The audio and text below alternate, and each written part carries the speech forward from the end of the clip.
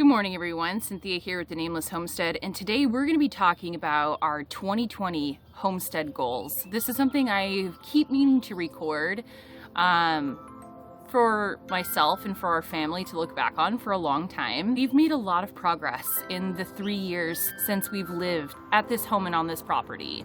In that 3 years, we have done so much work. When we first bought this place, it was a hoarder's hellscape, and everything was in many stages of disrepair. Now, we knew that coming into the process. It was something that we were absolutely willing to take on, but of course it's been a lot of work. So each year, we tend to sit down and try to think of what can we do this year? What can we do with this money?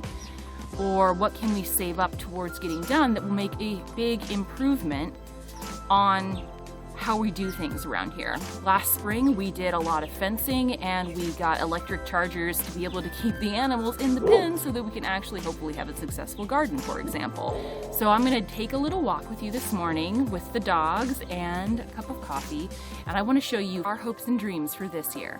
I would have to say absolutely number one on our list altogether is to get rid of the giant dump pile in the middle of our front yard. Yeah, that looks cute, doesn't it?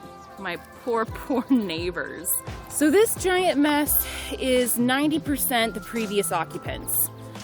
In the 3 years that we've lived here, we have gotten rid of an incredible amount of metal, garbage, plastic, and recycling, and we've burnt a lot of scrap wood. Some of this still needs to be sorted through. We've gathered this up from all around the property, from out of all of the outbuildings that were full to the rafters of trash and other things as we cleared it out. Now, some of it, for example, this swing, which I'm still debating on whether or not I can save and repair, is ours. So we've added to the pile. Probably less than 5% of this pile is stuff that we actually added to it, though. I actually intentionally put this right in the middle of the front yard just so that it can be a daily reminder of the thing that we need to strive towards when it comes to sorting, organizing, and getting rid of this hot mess. It has definitely been a useful tool. It's been a mindfulness exercise too. Every Wednesday when the trash man comes, grab some items out of the dump pile and toss them in the trash can if they fit.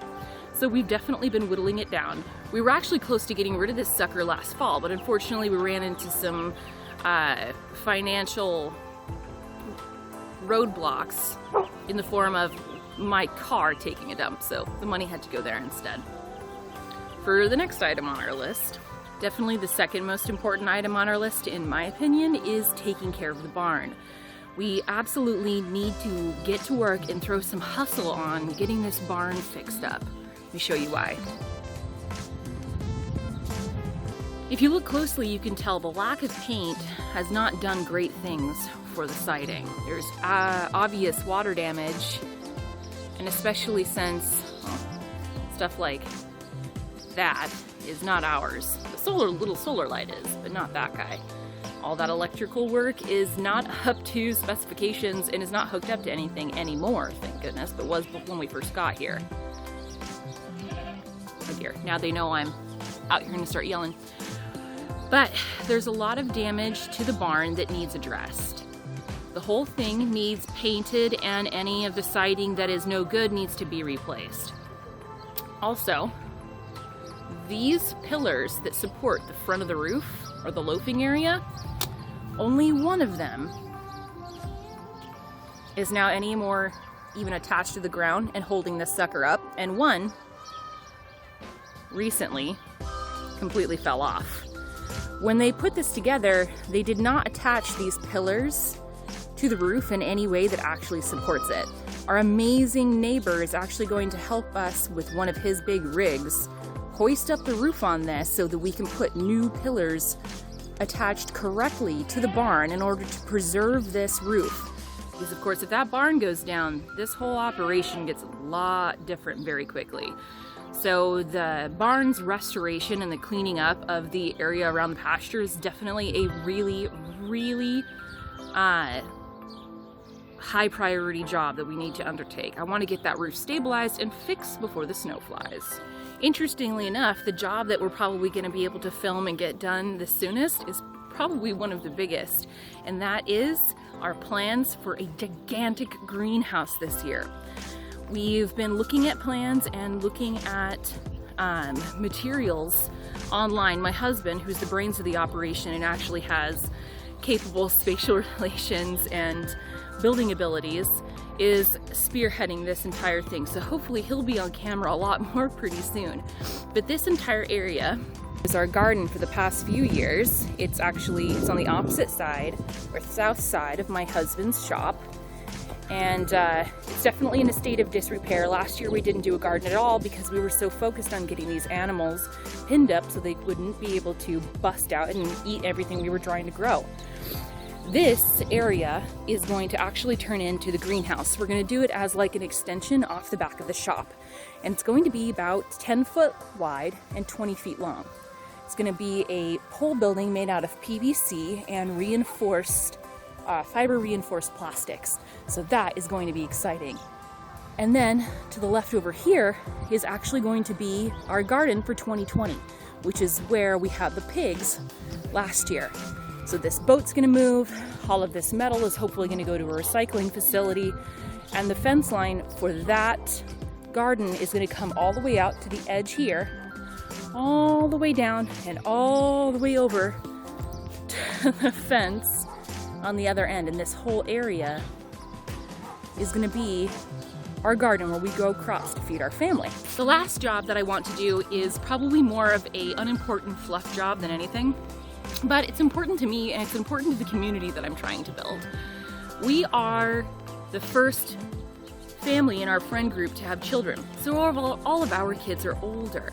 All of my nearest and dearest have very little littles. And little littles in a homestead or farm environment where there's constant construction going on is not the safest. There's screws in the grass, there's wood piles with nails sticking out of it. There's of course the hay barn, which is a lot of fun to climb on when you're 5, but not the safest thing to do. Oh, there goes a crazy dog. So it's not the safest for all my friends' kids. And that's why I want to turn this area next to the garden into our playground space. So the fence line over there, that's the chicken coop area. That really ramshackle gate is going to move onto the side fence. That's going to become solid fence, and from that corner post all the way over here to the garden, it's all going to be one fence. There's going to be a gate in the middle that's going to lead into our playground area. That poor destroyed thing is going to be disposed of. Didn't last a minute under the winds up here. And that way, for our swing set, hopefully we'll be building a new and improved wood version. The trampoline, the pool when we get it all fixed up and set back up, and sandboxes and other activities will be held in an area that is safe for the little kids. It'll be the one area that's free of any building projects, of any garbage, of any debris, of any junk left over. Like that metal, for example, needs to be cleared out so some sweet little toddler doesn't get their knee split open on it. And this area will be clean and pristine and pretty, with a picnic table and all of the goodies, so that I can come out and enjoy time with my best friends and they can feel like their little kids are safe from getting into any trouble or any mischief while here on the homestead.